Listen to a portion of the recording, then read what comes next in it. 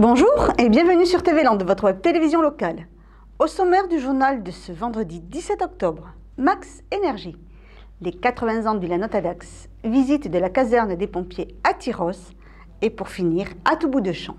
La transition énergétique est un enjeu mondial pour lutter contre le réchauffement climatique et préserver l'environnement. Alors que l'Assemblée nationale a adopté mardi le projet de loi relatif à la transition énergétique pour la croissance verte, dans le même temps, la communauté de communes Max organisait son premier rendez-vous sur ce thème. Parce que tout le monde est concerné par les enjeux de la transition énergétique, Max a choisi d'impliquer des élus, des professionnels, des associations, mais aussi des citoyens dans ces rendez-vous de la transition énergétique, à la fois lieu d'information, d'échange et de débat.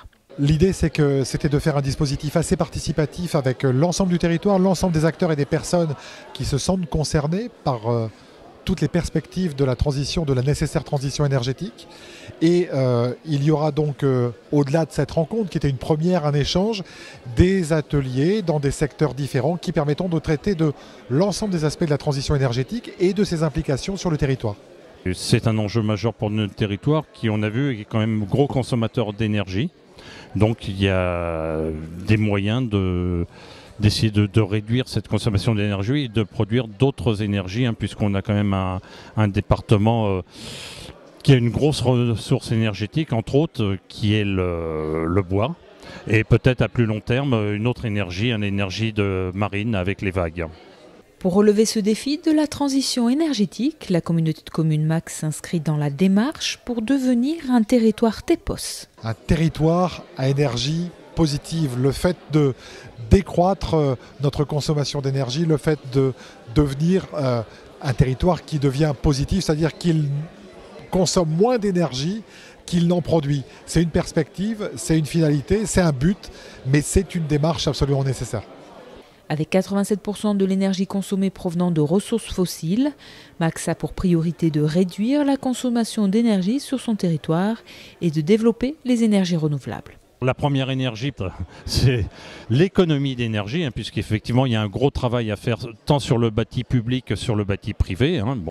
Ensuite, aller vers des énergies renouvelables, c'est-à-dire le bois. Alors nous, l'éolien peut-être peu sur notre secteur par rapport à des contraintes militaires. Le photovoltaïque, qui existe toujours, même si les prix de rachat de l'électricité photovoltaïque ne sont plus les mêmes, il y a toujours un intérêt. Et d'autres sources d'énergie, alors peut-être plus raisonner à une énergie à une grande échelle, la même énergie pour tout le monde, mais peut-être justement suivant les lieux de production des énergies différentes pour une consommation proche. D'autres rendez-vous de la transition énergétique sont prévus. Si vous aussi, vous souhaitez participer à ces ateliers, inscrivez-vous sur le site de la communauté de communes Marraine Adour Côte Sud. Cette semaine, la Semaine bleue est consacrée à nos aînés. Mercredi, l'établissement hospitalier Le Lanotte à Dax ouvre ses portes au public pour fêter ses 80 ans. Au programme, visite guidée, exposition et table ronde. Regardez. Inauguré en 1934 comme maison de retraite, le Lanotte a bien changé. Médecins et personnels hospitaliers sont venus témoigner de son passé et de son présent. En 8 décennies, la prise en charge des personnes âgées dépendantes a considérablement évolué. Je suis ici depuis 1973 et ça a marqué le début d'une gériatrisation de l'établissement, c'est-à-dire tout simplement adapter les soins aux besoins de ces personnes âgées-là, pour que le soin soit vraiment centré sur elles et qu'on s'occupe vraiment de ces personnes. Alors on s'en occupait bien, mais on s'en occupait de façon maternante, excessive, et ça entretenait beaucoup de chronicité en fait. Donc la gériatrie a amené une préoccupation différente, en sachant que tout ce qui se passait chez les gens âgés comme problème de santé, c'était pas normal. C'était pas dû uniquement à l'âge, et que ça méritait quelques soins pour qu'ils souffrent moins, pour qu'ils soient moins handicapés, pour qu'ils deviennent moins souvent gravataires, ça a été tout ça. Et les premiers gestes importants, ça a été de le lever. À l'hospice autrefois, on ne le levait pas. Ceux qui ne pouvaient pas se lever seuls, ils n'étaient pas levés, ils restaient au lit toute la journée, ils n'étaient pas habillés. Donc les premiers gestes élémentaires, c'était le lever, l'habillage, des soins comme cela. Et au niveau des personnels qui étaient habitués à j'insiste, bien s'en occuper, mais de façon trop maternante, c'était un changement fondamental. Donc il y a eu des résistances, bien sûr, des retards, mais on y est arrivé petit à petit. Et en fait, moi je peux témoigner de la qualité de ces personnels, parce qu'ils ont accepté de se remettre en cause et de travailler différemment. Et ça a été le point de départ de ce qu'est le centre de gériatrie du Lanotte maintenant, c'est-à-dire un établissement qui propose aux plus âgés qui en ont besoin un éventail de soins de qualité. Précurseur dans son domaine, le Lanotte, qui offre une capacité de 300 lits avec plusieurs unités d'accueil en fonction des pathologies des patients, est aujourd'hui un établissement de référence. Le centre gériatrie de Dax, donc du Lanotte, a effectivement été précurseur donc, en matière de gériatrie et notamment en matière de psychogériatrie, puisque c'est une structure qui a développé bien avant donc d'autres structures cette prise en charge notamment de la maladie d'Alzheimer et qui a une reconnaissance régionale, voire nationale, qui a été notamment manifestée lors du lancement du plan Alzheimer avec la venue de l'ancien président de la République Nicolas Sarkozy. Au fil des ans, le Lanotte a su s'adapter tant dans sa structure que dans la prise en charge des patients. Aujourd'hui, l'établissement poursuit son évolution. Il y a eu une période, il y a 40 ans, une période un petit peu difficile où l'image avait périclité et depuis 3 décennies au moins, les responsables du centre hospitalier de Dax, les élus et les équipes soignantes ont complètement changé la destination de cet établissement et il est devenu effectivement un établissement exemplaire dans les Landes, dans l'Aquitaine et en France. Et il est évident que tout ce qui a été fait est important, mais c'est une action qui doit se poursuivre. Et aujourd'hui, les élus, les administrateurs, la direction de l'hôpital vont continuer, on vous l'a dit, à construire, restructurer le bâtiment pour être toujours plus performant dans la prise en charge de la vieillesse et de la dépendance. Continuons sur le thème de la Semaine Bleue et après Dax, nous allons à Tyrosse, où les seniors ont pu aller visiter la caserne des pompiers et avoir des réponses sur les droits de succession. Réponses données par un notaire tyrossais. Ce mercredi matin, beaucoup d'inscrits ont répondu aux invitations. On a la visite de la caserne des pompiers, donc sur 2 groupes évidemment, parce que beaucoup d'inscrits. Et puis Madame Coyola, donc le notaire, ce matin, à partir de 10h jusqu'à 12h. Voilà. Une conférence avec un notaire pour éclairer les seniors sur les droits de succession, un thème qui intéresse et qui inquiète beaucoup. C'est un grand tracas de nos jours et puis les enfants, éviter aussi aux enfants que ça soit une grosse charge. Voilà, c'est tout ce qui tourne autour des droits de succession. Autant c'est lourd pour les personnes âgées, autant c'est lourd pour les familles. C'était important de pouvoir les aiguiller sur le plus tard, quoi, et sur leur devenir aussi. Et sur les biens, on va dire. Très intéressant. Non, sur les donations, sur les assurances, oui. Voilà, comment on peut gérer notre patrimoine. Ah ben on a pris tout, qu'est-ce qui est nécessaire, parce qu'il y en a certains on ne sait pas, on a pris tout. Maintenant on y aussi, qu'est-ce qu'il y a? Oui, on en apprend toujours, mais je préfère aller à l'étude pour d'autres renseignements. De nombreux inscrits rassurés, et pendant ce temps, d'autres seniors découvraient la caserne des pompiers. Donc aujourd'hui, nous avons proposé une visite du centre de secours de Saint-Saëns-le-Tyrosse. Donc ça concerne tout ce qui est la partie casernement et la partie véhicule. On a une diversité de véhicules en fonction des interventions. Donc là, c'est leur présenter succinctement et tout le plus simplement possible les matériels, les agrès qu'on utilise lors de nos interventions.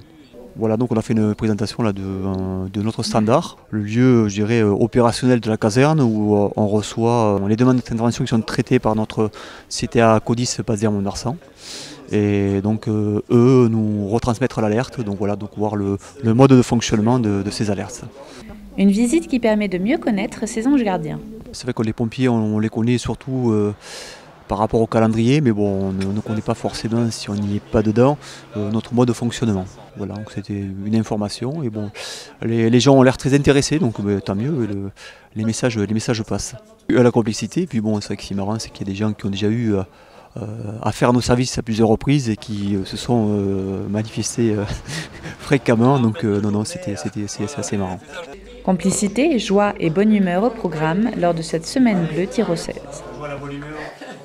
Pour ce troisième volet de notre magazine À tout bout de champ, nous allons vous faire découvrir comment la filière céréalière contribue à préserver l'environnement par de nouveaux débouchés d'avenir pour les céréales.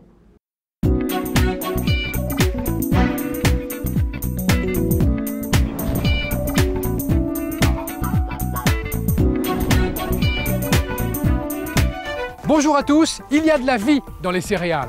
Pain, pâtes, biscuits, gâteaux, les céréales sont au cœur de notre alimentation. Mais saviez-vous que les céréales régalent aussi les animaux d'élevage et entrent dans la composition de nombreux autres produits comme les bioplastiques et même certains cosmétiques? Dans ce numéro d'À tout bout de champ, votre Mag-Info des céréales est 100% nature. Nous découvrirons d'abord comment la filière céréalière contribue à préserver l'environnement grâce à de nouveaux débouchés d'avenir pour les céréales. Nous rencontrerons ensuite un agriculteur passionné de biodiversité qui profite de ces espaces cultivés pour protéger les rapaces. Mais partons en Gironde pour découvrir une expérience innovante de collecte et de valorisation des déchets organiques, une action rendue possible grâce aux sacs bioplastiques issus de la filière céréalière.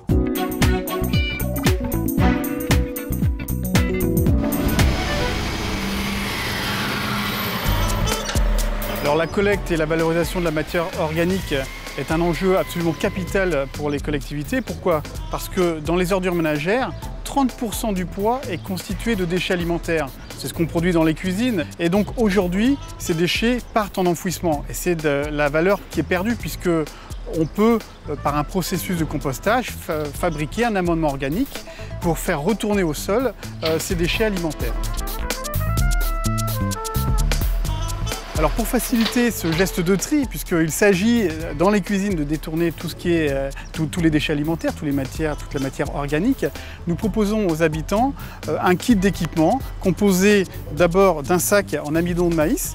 Et ce sac est lui-même compostable et se dégrade avec les déchets alimentaires tout au long du processus de compostage. On constate que plus de la moitié des habitants participent réellement à l'effort et au tri et détournent 40 kg par habitant et par an de déchets alimentaires. C'était l'objectif que nous nous étions fixés. «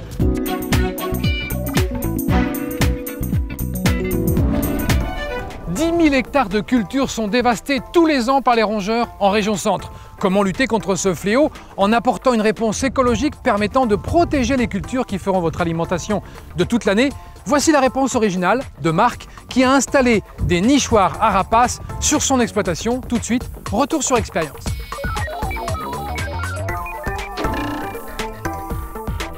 Il y a quelques années, on a eu des grosses attaques de mulots dans les champs. Ça nous a bien préoccupés en tant que producteurs de voir nos cultures ainsi ravagées. Et c'est là où, à plusieurs agriculteurs, on a réfléchi sur la possibilité d'avoir une lutte naturelle. Et c'est là qu'est venue l'idée d'amener des aménagements pour favoriser les prédateurs de ces mulots. Donc notamment des nichoirs qui ont été installés sur des bâtiments et qui ont bien répondu à leurs objectifs. Depuis leur origine, c'est très actif et du coup, on voit beaucoup plus de faucons cresserelles qu'il n'y en avait par le passé.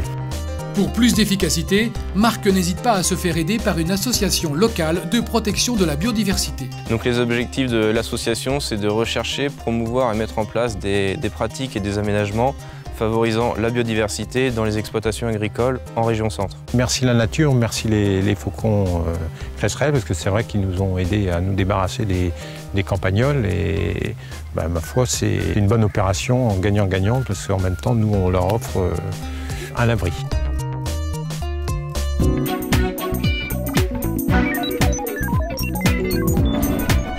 Avant de nous quitter, la réponse de notre expert à la question insolite du jour et qui n'a rien de barbante, pourquoi les blés barbus ont-ils des barbes?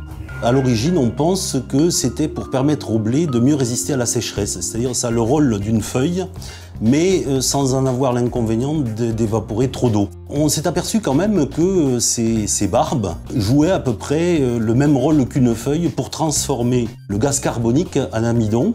Donc l'amidon, ce qui constitue la farine que l'on trouve dans le grain, sous l'effet de la lumière. Voilà. Et donc ces barbes jouent un rôle quand même au niveau de la photosynthèse. Alors aujourd'hui, ça n'a plus beaucoup d'intérêt par rapport à l'histoire et puis ce pourquoi ça avait lieu d'être, mais ça a quelques utilités. Par exemple, on s'est aperçu que ça gêne les grands animaux, le gibier, et certains agriculteurs utilisent par exemple des variétés barbues pour tenir éloignés les grands animaux prédateurs dans les plaines par exemple.